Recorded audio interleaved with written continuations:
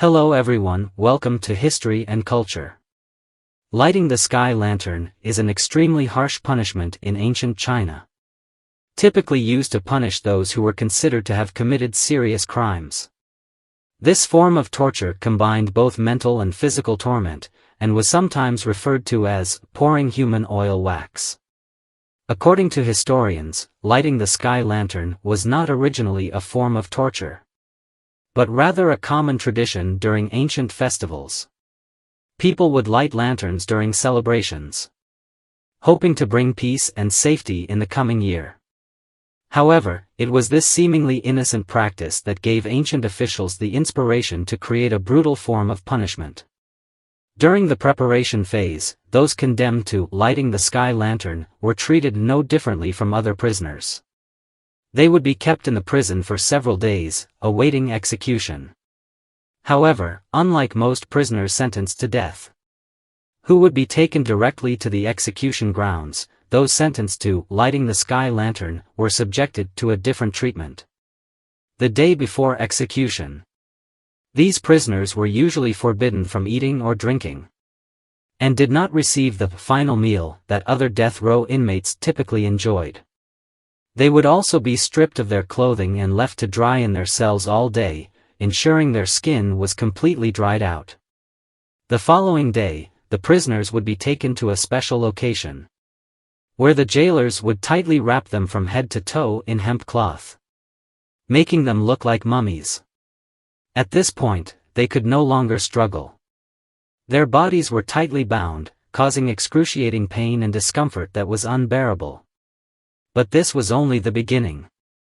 Next, the prisoners would be submerged in a vat of oil, where the hemp cloth would be soaked until fully saturated. After this prolonged period of binding and oil bath, the prisoners had already suffered immense physical and mental torment. Many of them would mentally break down, or even go insane. Even those who remained conscious were often drained by the immense fear and anguish they felt. Afterward, the prisoners would be suspended by a special device, and the executioner would often choose to carry out the final judgment under the cover of nightfall. Flames would be ignited at the prisoners' feet, quickly spreading to their entire bodies. The fire would devour every inch of their skin, causing them to burn like candles in the flames. This was what was known as lighting the sky lantern. Unlike a swift beheading, lighting the sky lantern was a prolonged form of torture.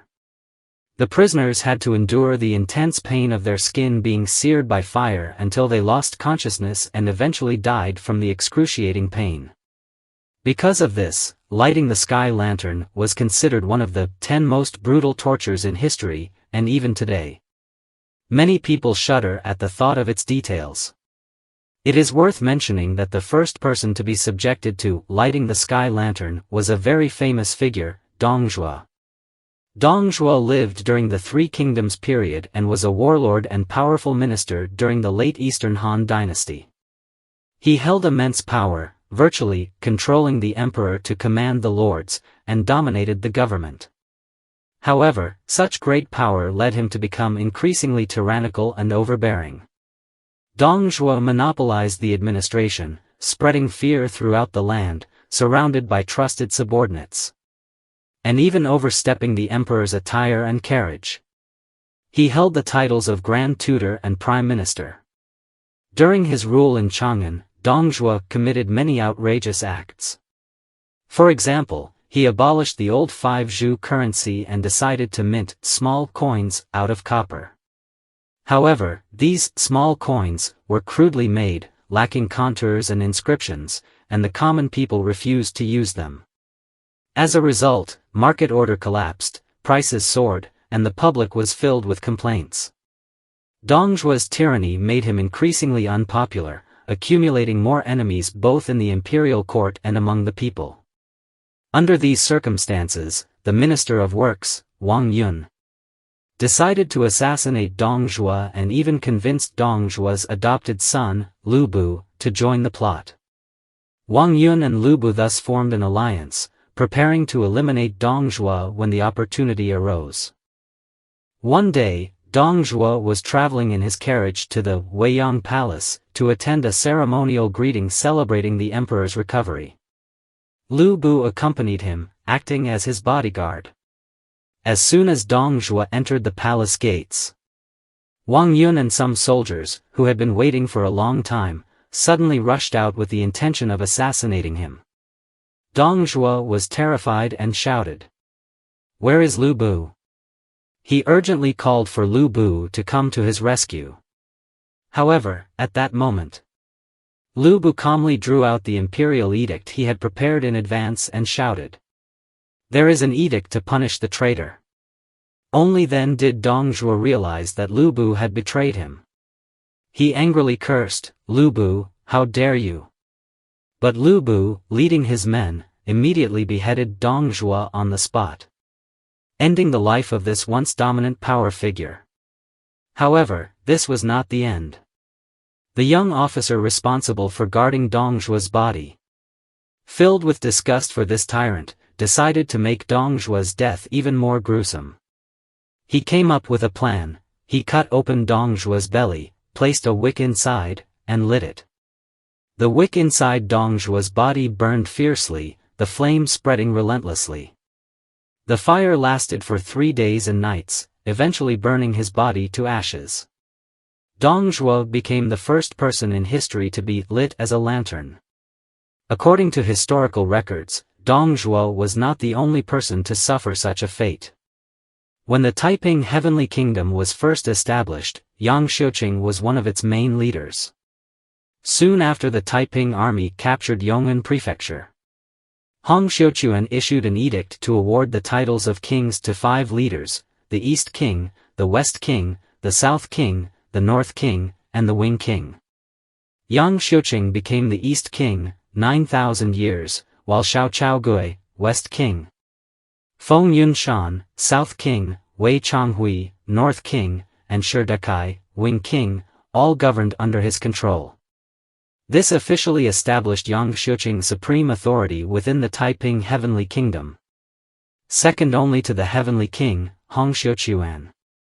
In the early days of the Taiping movement, Yang Xiuqing played a key role in strategizing for the expansion of the Taiping forces.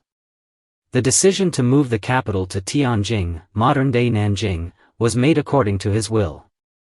However, after the capital was moved, Yang Xiuqing quickly sidelined Hong Xiuquan, becoming the de facto leader of the Taiping Heavenly Kingdom, holding power over the religious, political, and military spheres.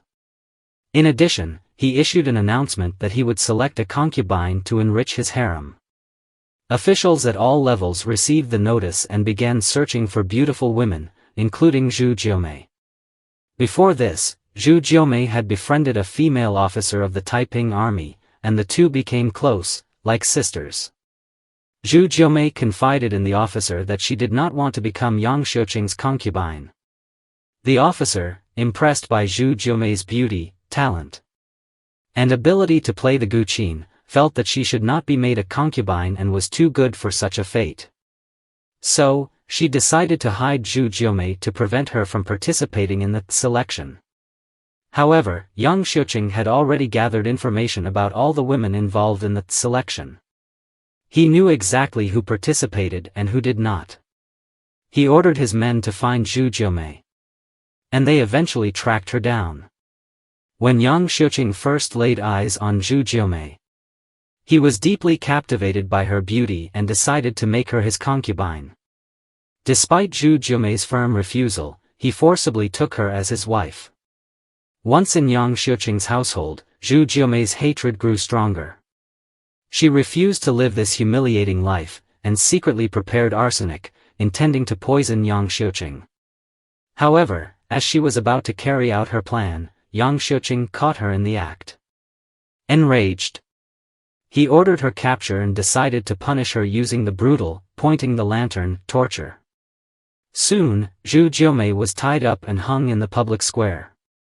That night, her feet were set on fire, and the flames quickly spread. The excruciating pain was unbearable. But she continued to curse Yang Xiuqing in the flames, until she eventually died in agony, bearing her injustice to the end. According to historians, in China's long history.